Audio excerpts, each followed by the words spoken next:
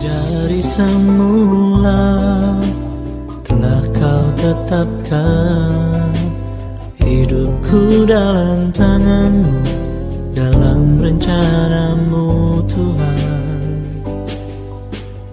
Rencana indah telah kau siapkan bagi masa depanku yang penuh harapan.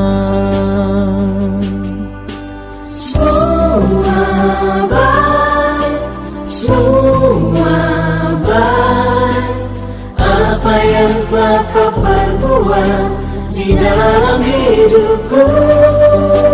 Semua baik, sungguh teramat baik, kau jadikan hidupku berarti.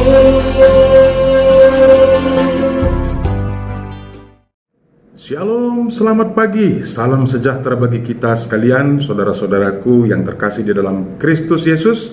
Senang sekali hari ini kita kembali bertemu di dalam acara Sapaan Teduh Pagi GBKP Klasis Jakarta, Kalimantan. Kita bersyukur Allah telah memberikan hari yang baru bagi kita, dan kita sungguh yakin Allah juga telah mempersiapkan berkat-berkat yang baru yang berkelimpahan bagi kita sekalian. Sebelum kita memulai aktivitas kita, tentu kita mau mendasarinya dengan firman Tuhan. Sebelum kita merenungkannya, mari kita bersatu di dalam doa. Kita berdoa. Bapa kami yang di sorga, kami sungguh bersyukur atas rahmat Tuhan bagi kami pagi ini. Kami telah Engkau berikan hari yang baru, dan kami sungguh yakin Tuhan akan memimpin kehidupan kami di dalam segala aktivitas kami hari ini. Kami akan merenungkan sebahagian dari firman-Mu, kiranya Roh Kudus yang mengurapi hamba-Mu dan kami sekalian, agar firman-Mu dapat kami terima dan dapat kami lakukan di dalam kehidupan kami sehari-hari. Di dalam nama Tuhan Yesus kami datang berdoa dan bersyukur. Amin. Saudaraku yang terkasih di dalam Kristus Yesus, mari kita membuka bahagian Alkitab yang tertulis di dalam kitab 2 Korintus pasal yang ke-10 ayat yang ke-18. Saya akan membacakan bagi kita sekalian, demikian firman Tuhan. Sebab bukan orang yang memuji diri yang tahan uji, melainkan orang yang dipuji Tuhan. Inilah ayat Alkitab yang menjadi dasar renungan kita pagi ini. Saudaraku yang terkasih, ayat ini dituliskan oleh Rasul Paulus kepada jemaat di Korintus, karena Rasul Paulus menemukan ada beberapa orang Kristen yang memuji diri sendiri. Yang pertama, ada jemaat yang membanggakan diri karena keberhasilan, kesuksesan yang mereka alami di dalam kehidupan mereka. Mereka menganggap bahwa kesuksesan dan keberhasilan itu serta pencapaian-pencapaian yang mereka terima dalam kehidupannya adalah berkat kemampuan dan usaha mereka sendiri. Dan mereka begitu membanggakan diri karena mereka menganggap mereka itu adalah orang-orang yang sukses, orang-orang yang berhasil karena usaha dan kemampuan diri mereka sendiri.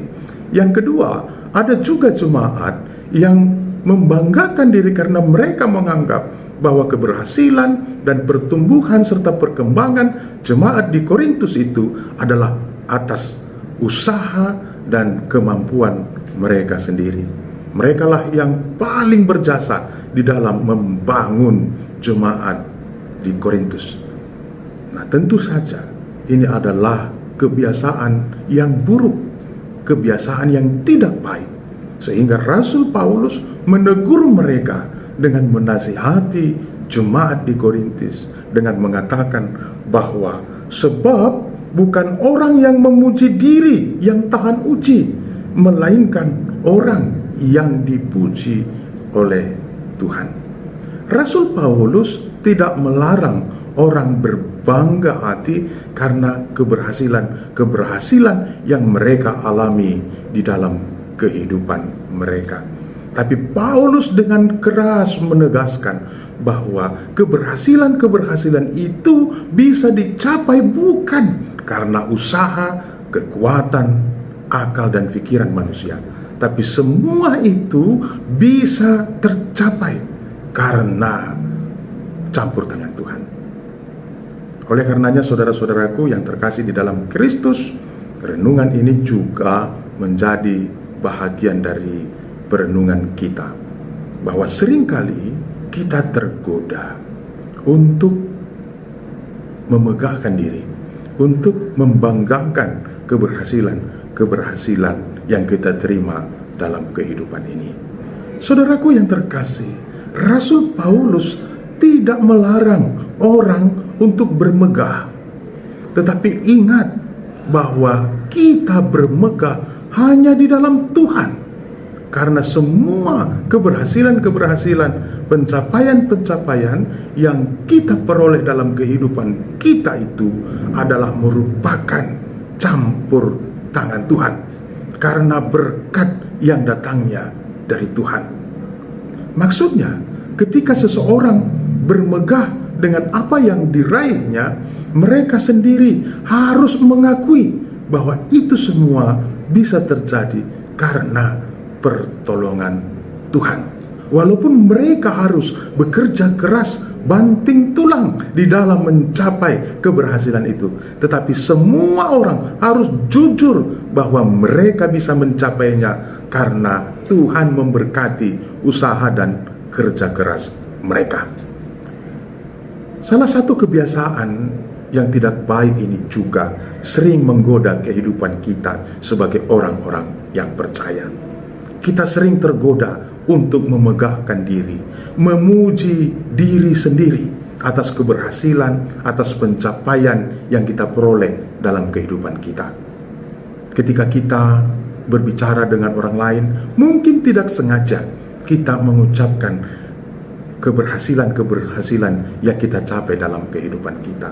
Atau ada juga orang yang memuji-muji kita dengan berlebihan atas keberhasilan-keberhasilan yang kita capai dalam kehidupan kita, sehingga kita merasa bangga dan akhirnya kita memegahkan diri, kita menyombongkan diri, dan yang lebih parah, saudara-saudaraku yang terkasih di dalam Kristus, kita membandingkan diri kita dengan orang lain dan menganggap kita lebih berhasil daripada orang lain di sekitar kita.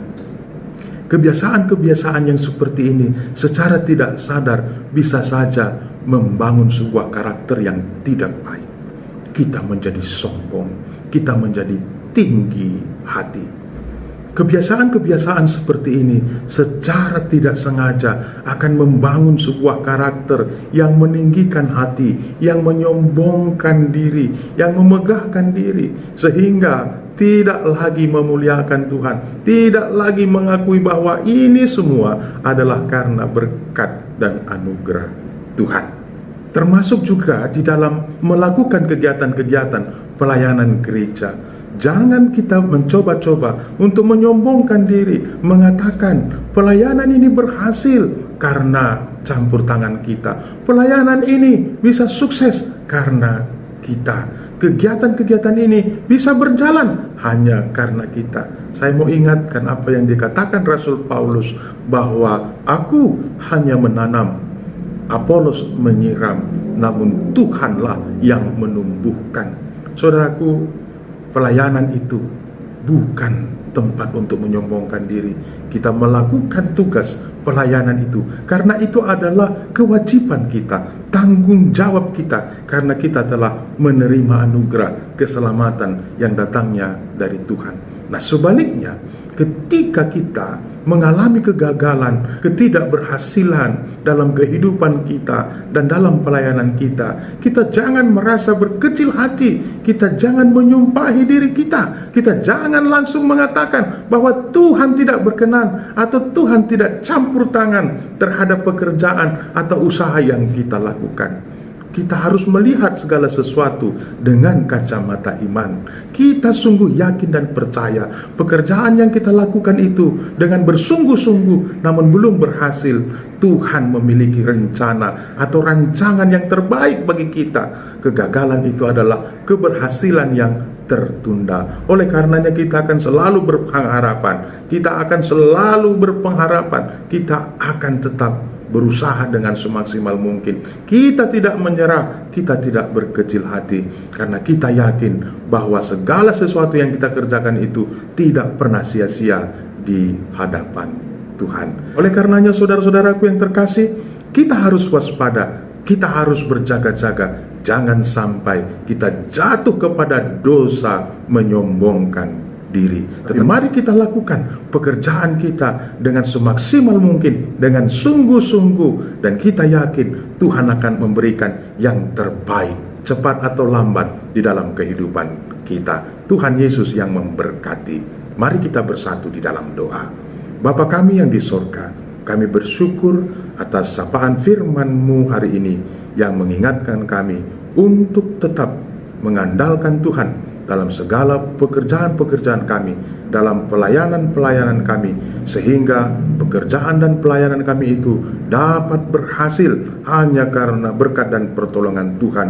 Dan ketika pekerjaan kami itu belum mendatangkan hasil seperti yang kami harapkan, Tuhan yang memberikan kekuatan kepada kami untuk tetap berusaha dengan semaksimal mungkin dan tidak berkecil hati, namun semakin luar biasa lagi bekerja, karena kami yakin Tuhan memiliki rancangan-rancangan sukacita dan damai sejahtera bagi kami.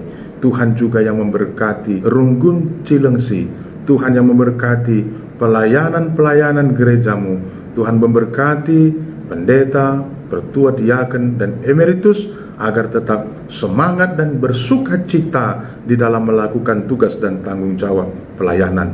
Dan seluruh jemaat Tuhan juga Engkau berkati agar tetap antusias untuk ambil bagian dalam kegiatan-kegiatan Marturia Koinonia dan Diakonia. Apabila ada anak-anak Tuhan yang saat ini sedang bergumul di dalam sakit penyakit, Tuhan yang memberikan kesembuhan bagi mereka. Apabila ada jemaat yang sedang berduka, Tuhanlah yang memberikan penghiburan yang sejati bagi mereka. Apabila ada jemaat Tuhan yang sedang mengalami pergumulan-pergumulan berat dalam kehidupan mereka, Tuhan yang memberikan jalan keluar yang terbaik.